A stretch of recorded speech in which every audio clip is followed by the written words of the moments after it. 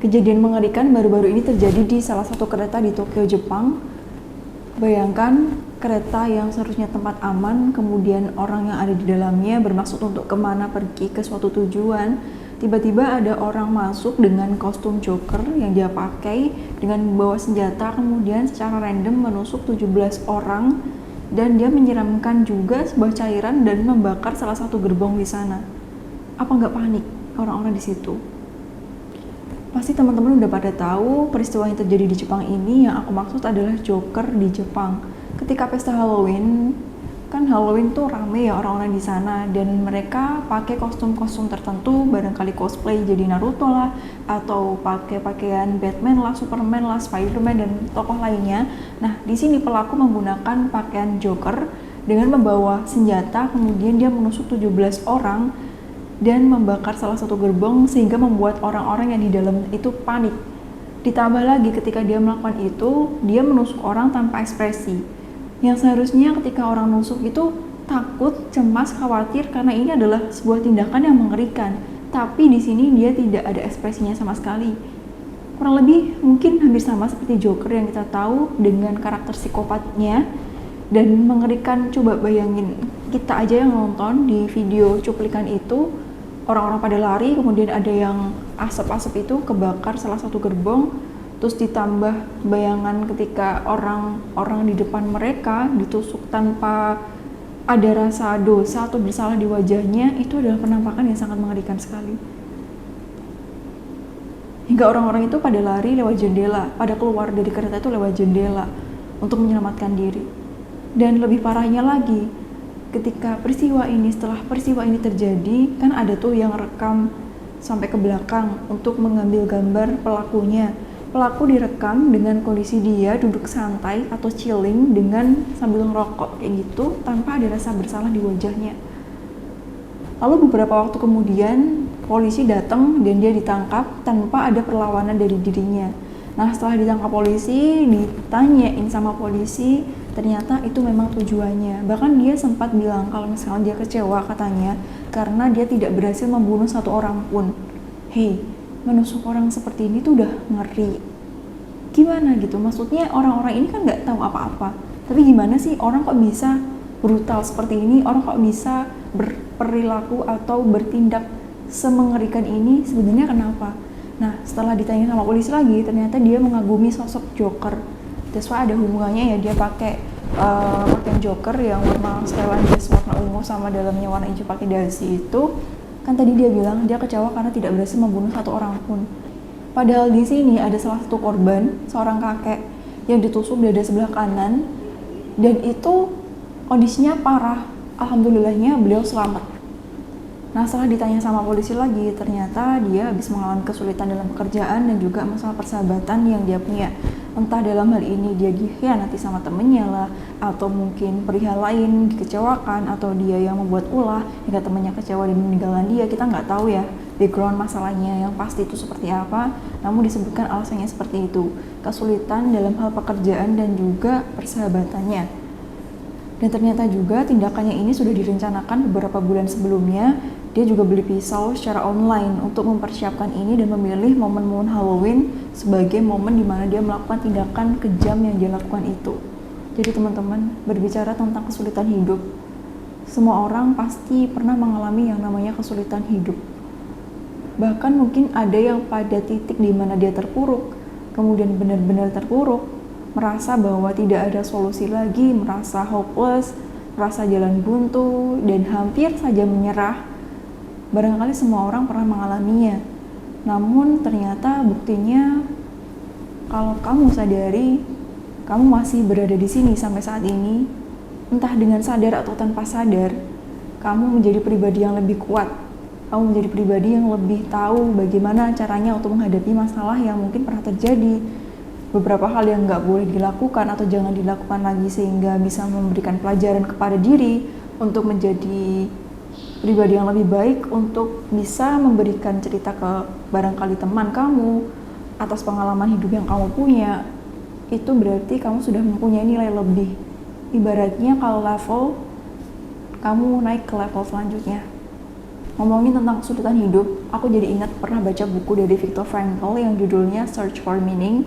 Di situ menceritakan tentang perjalanan hidup Viktor Frankl, di mana dia bisa survive ketika dia ditahan di kamp Nazi. Di kamp Nazi itu benar-benar orang diperbudak dan tidak diperlakukan sebagaimana manusia. Makanan tidak mendapatkan makanan yang layak, tempat tidur kita bisa sebut itu kayak kandang binatang.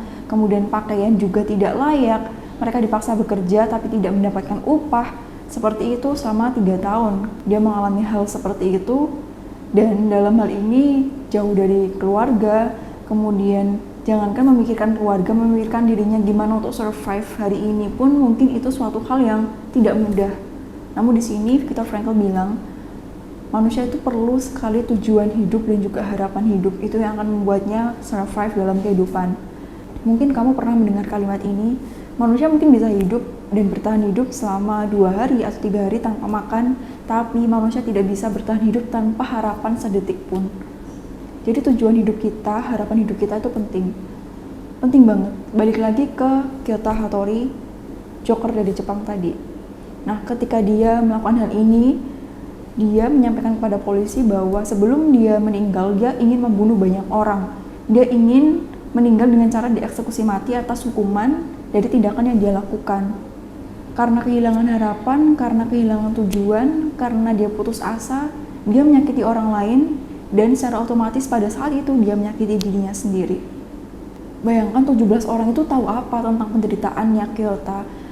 17 orang itu tidak tahu apa-apa, bahkan Kyoto siapa itu dia nggak tahu, tapi dia harus menjadi korban dari keputusasaan yang dialami oleh Kyoto ini.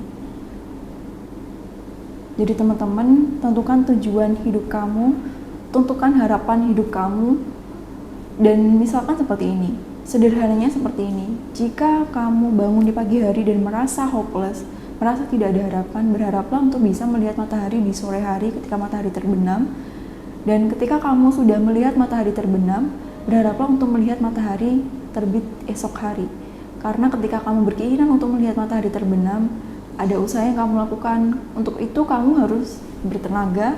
Untuk bertenaga kamu harus makan. Untuk makan kamu harus berusaha untuk makan. Terus kemudian kamu perlu mandi, kamu perlu menjaga diri dan lain sebagainya. Begitu terus selanjutnya.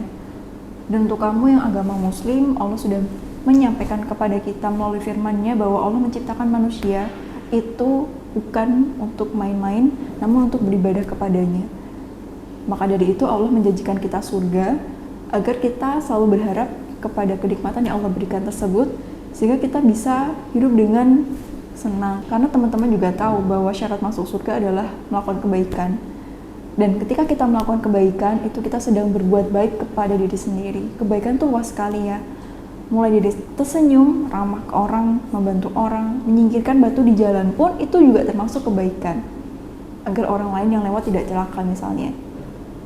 Menyiram tanaman itu juga termasuk kebaikan. Bahkan menyiram tanaman itu juga bisa kita jadikan metode healing kita, karena kita merawat sesuatu, kita meluapkan atau menuangkan dan menyalurkan cinta kita kepada sesuatu itu ke tanaman nih misalnya, itu membuat kita merasa lebih bahagia. Coba deh kamu lakukan itu. Atau merawat ikan misalnya, merawat kucing misalnya, hal simple seperti itu. Jadi jagalah harapan yang kamu punya, temukan itu, ciptakan itu, harapan baik yang kamu punya dan tujuan hidup yang kamu miliki. Karena tujuan hidup itu penting sekali untuk kita, untuk bertahan hidup, dan bertahan hidup, dalam bertahan hidup itu, kita bisa menikmati kehidupan yang kita punya. Jadi seperti itu ya teman-teman, Allah menyediakan orang-orang di sekitar kita untuk perantara barangkali agar ketika kita ada masalah, selain berdoa kepada Allah yang utama, kita juga mencari bantuan jika kita rasa masalah yang kita hadapi ini sulit. Barangkali kamu tidak menemukan di lingkungan sekitar kamu, teruslah berdoa dan berusaha. Allah pasti temukan kamu dengan orang yang tepat. Karena Allah tidak akan memberikan cobaan kepada hambanya melebihi kapasitas orang tersebut. Pasti kamu pernah melalui masa di mana dulu barangkali kamu menghadapi masalah atau problem. Dulu ketika SD, tidak bisa soal matematika itu bisa sangat stres sekali, bisa menjadi masalah yang sangat besar sekali. Aduh gimana mah, aku gak tahu caranya seperti apa, misalnya seperti itu sambil nangis misalnya. Tapi sekarang ketika kamu melihat kamu di SD dulu, di usia kamu yang sekarang lebih dewasa, Barangkali kamu menertawakan itu. Wah, aku gak bisa matematika dulu aja sampai nangis kayak gitu ya. Pasti kamu pernah seperti itu, karena mungkin kapasitas kamu ketika SD adalah matematika, kemudian meningkat lagi dalam hal persahabatan, dalam hal yang lebih kompleks lagi orang tua, percintaan, dan terus seperti itu. Tujuannya untuk apa? Bukan membuat kita menderita, tapi untuk membuat kita bertumbuh dan menjadi orang yang lebih kuat daripada sebelumnya. Viktor Frankl juga bilang seperti ini, bahwa penderitaan itu sebenarnya nggak ada maknanya. Yang memberikan makna kepada penderitaan itu adalah manusia itu sendiri. Dan di sini kita bisa menjadikan itu contoh stres ya. Stres kita bisa maknai sebagai sesuatu yang membebani kita, sehingga ketika kita stres kita jadi berantakan misalnya seperti itu.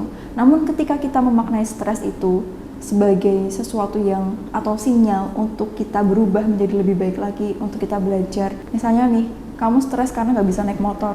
Kemudian kamu menjadikan stres ini sebagai suatu alasan untuk belajar biar bisa naik motor. Karena perasaan stres nggak bisa naik motor itu ganggu, sehingga aku harus bisa naik motor. Terus kamu belajar, akhirnya kamu bisa. Hingga akhirnya ketika naik motor nggak stres lagi, langsung bisa otomatis.